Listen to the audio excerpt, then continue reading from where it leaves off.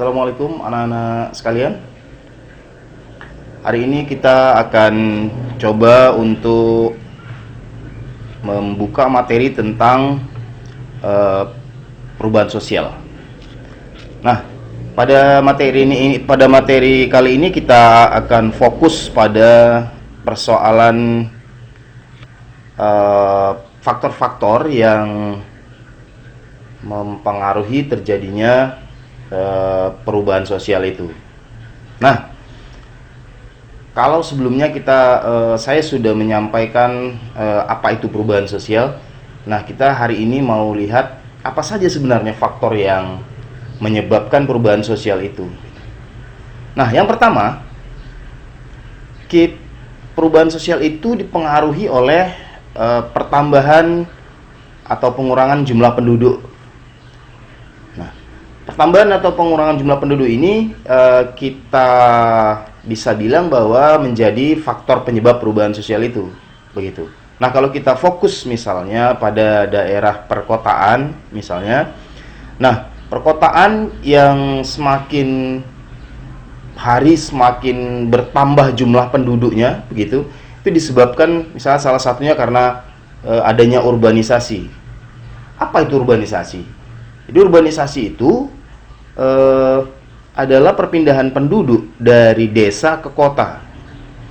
Mulai dahulu orang-orang desa, orang-orang perkampungan itu berbondong-bondong mendatangi perkotaan dengan asumsi bahwa di perkotaan itu banyak sekali pekerjaan. Karena di desa tidak ada pekerjaan buat mereka, menurut mereka, dan akhirnya melakukan urbanisasi ke perkotaan. Dan ini menyebabkan jumlah penduduk di perkotaan itu semakin membludak gitu. Semakin banyak. Nah, akibat dari banyaknya jumlah penduduk di perkotaan itu, maka ada banyak perubahan yang terjadi di masyarakat perkotaan. Misalnya, persoalan terjadinya di masyarakat adanya sewa tanah, begitu. Adanya sewa tanah, adanya orang-orang yang menggadaikan tanahnya, gitu. Karena apa? Karena penduduk semakin banyak, ya akhirnya tidak punya tempat tinggal, akhirnya orang mencari peluang, ada terjadi sewa-sewa tanah, menggadaikan tanahnya, gitu. Kemudian terjadi rumah-rumah bertingkat, gitu. Yang salah satu penyebabnya itu ya disebabkan bukan karena bukan karena estetika, gitu. Salah satunya ya disebabkan karena areal wilayah tempat membangun yang semakin sempit sehingga orang harus menaikkan rumahnya ke atas untuk menampung keluarganya. Itu salah satu penyebabnya, gitu. Itu terjadi di perkotaan. Pekerjaan jadi semakin susah di perkotaan. Karena persaingan begitu tinggi, penduduk yang semakin banyak masuk perkotaan. Itu salah satu dampak perubahan sosial yang disebabkan oleh pertambahan penduduk. Nah, kalau kita melirik ke pedesaan, bagaimana pula gitu? Nah, orang-orang pedesaan yang berangkat ke kota cenderung didominasi oleh orang-orang muda, generasi-generasi muda pedesaan yang berangkat ke kota dengan sebuah harapan dalam kepala mereka. Akhirnya menyebabkan apa? Menyebabkan daerah pedesaan itu jadi kekurangan sumber daya. Dan pada akhirnya pedesaan terjadi juga perubahan sosial. Ya, misalnya, jadi warga-warga desa yang perempuan yang biasanya mungkin gendernya itu ya misalnya dia ada sebagai ibu rumah tangga saja, begitu, mengurus rumah saja, gitu. Nah, karena sumber daya manusia, terutama yang muda-muda sudah berangkat banyak ke perkotaan, pada akhirnya ya para wanita di pedesaan juga harus turun tangan untuk mencari nafkah, mencari pekerjaan lain, gitu, untuk membantu perekonomian keluarganya, gitu. Itu salah satu dampak yang ditimbulkan oleh pengurangan penduduk di pedesaan. Nah, kalau misalnya ada dampak-dampak lain yang bisa kalian ketahui, silahkan diberikan komentar. Nanti kita akan bahas kembali tentang dampak perubahan sosial, faktor penyebab perubahan sosial itu yang disebabkan oleh pengurangan penduduk atau pertambahan penduduk tadi. Nah, yang kedua, jadi perubahan sosial itu disebabkan oleh adanya penemuan-penemuan baru. Ada penemuan-penemuan baru di masyarakat yang menyebabkan banyak perubahan di masyarakat. Kalau Sujono Sukanto sih bilang bahwa kenapa harus ada penemuan-penemuan baru gitu. Ya ada banyak penyebabnya. Misalnya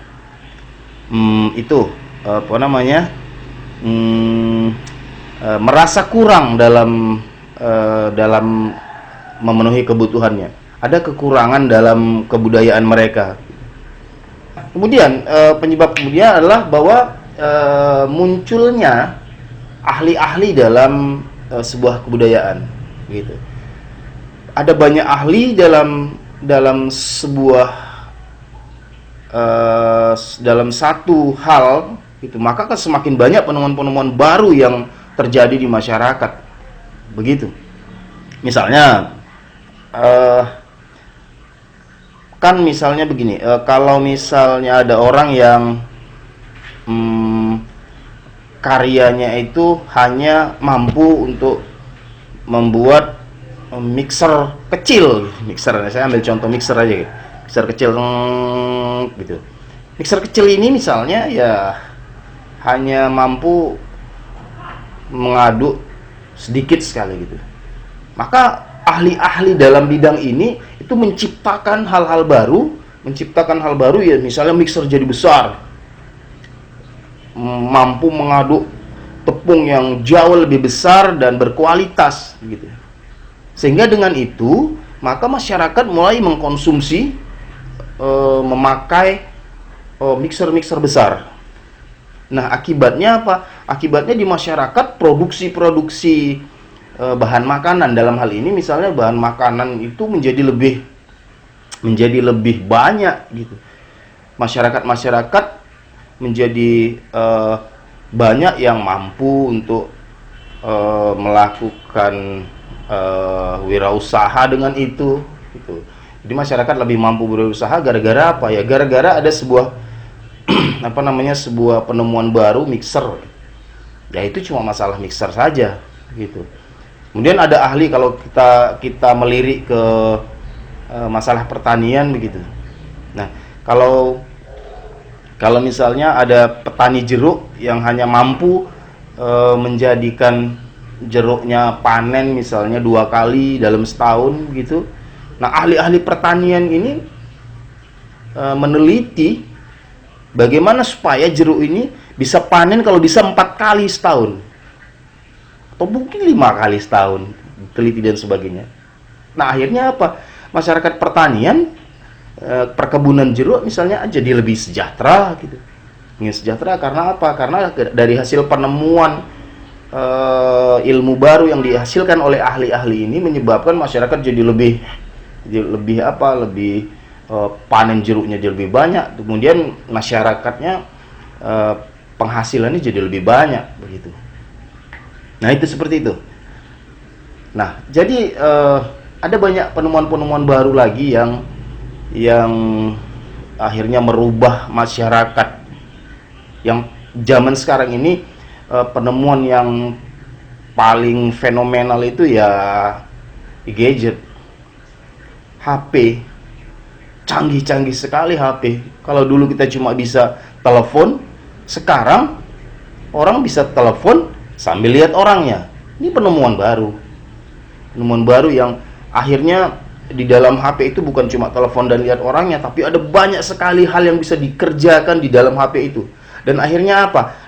Melalui HP ini pula lah banyak orang yang mulai memiliki penghasilan dari situ. Ya, jadi seorang blogger, jadi seorang YouTuber, jadi seorang apalagi namanya itu, berber yang lain gitu. Gara-gara apa? Gara-gara HP ini sudah sangat canggih. Dengan hanya karena ini saja banyak orang yang sudah memiliki penghasilan dari situ. Nah, itu penemuan-penemuan baru yang menyebabkan perubahan di masyarakat. Satu lagi itu misalnya dengan adanya satu penemuan, maka penemuan ini akan merangsang penemuan-penemuan lain, yang nantinya akan terjadi perubahan-perubahan lain juga di masyarakat begitu. Misalnya tadi saya bilang gitu, orang udah menemukan, sudah membuat HP biasa gitu.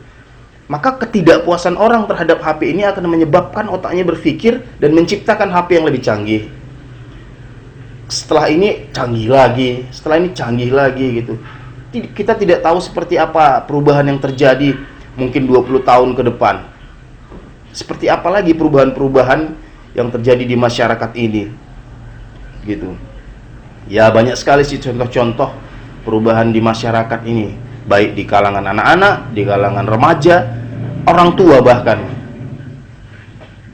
Kita bisa lihat bahwa televisi aja sudah mulai ditinggalkan masyarakat.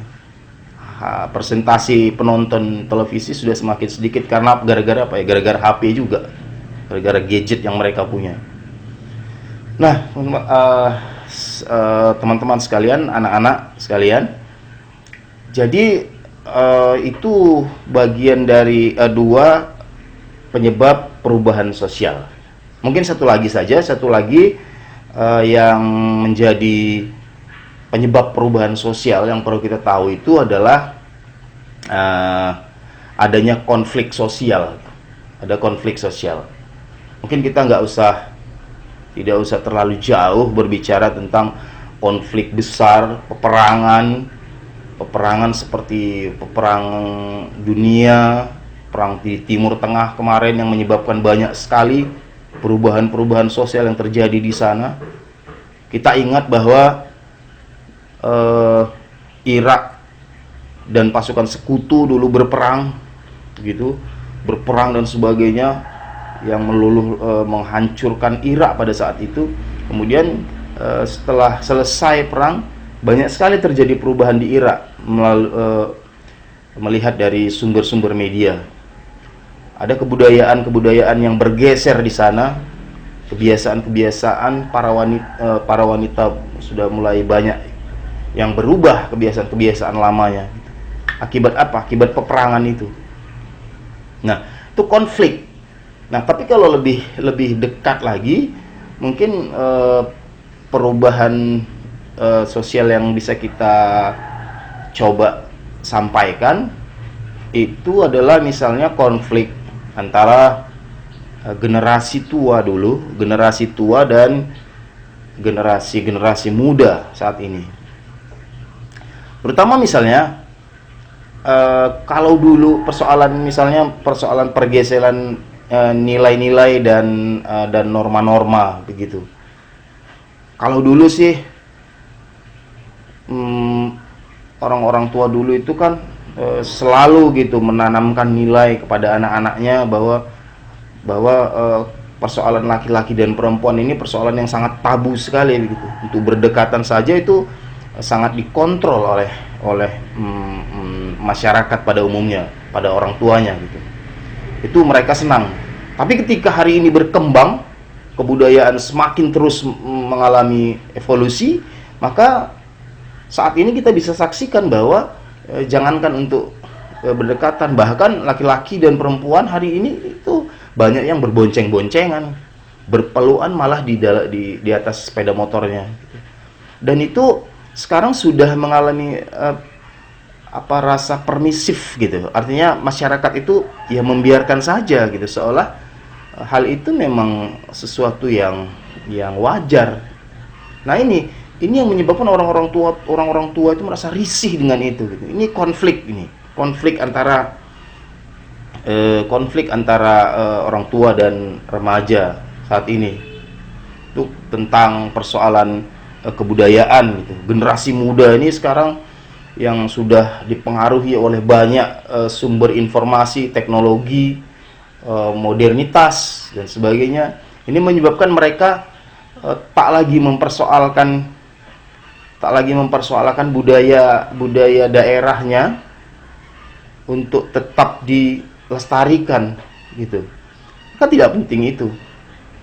Mereka lebih malah menjadikan budaya-budaya mungkin kita bilang dari barat misalnya, itu dianggap malah lebih hebat ketimbang budayanya sendiri, budaya daerah sendiri. Ini juga yang menjadi konflik antara orang generasi tua dan generasi muda, begitu. Nah, kalau hal-hal seperti ini dibiarkan, maka lama-lama ini yang dikhawatirkan, bahwa budaya kedaerahan itu akan semakin ditinggalkan dan mungkin lama-lama akan hilang. Ini persoalan juga bagi dalam konflik antara generasi tua dan generasi muda. Perubahan-perubahan itu jelas sekali di mata kita. Pada anak-anak remaja sekarang juga, ketika mengadakan acara, ya apa yang dilakukan? Ya banyak hal-hal yang berbau barat lah kita bilang gitu. Ya modern lah gitu ya. Modern gitu, sehingga orang-orang tua tuh kadang-kadang terpaksa harus mengalah pada perubahan begitu. Ya sudah, ya semampunya saja mereka mengontrol itu. Yang penting mungkin buat mereka tidak ada hal-hal mendasar yang dilanggar oleh generasi muda sekarang. Tapi apapun ceritanya, memang kita tidak bisa menghempang jalannya perubahan.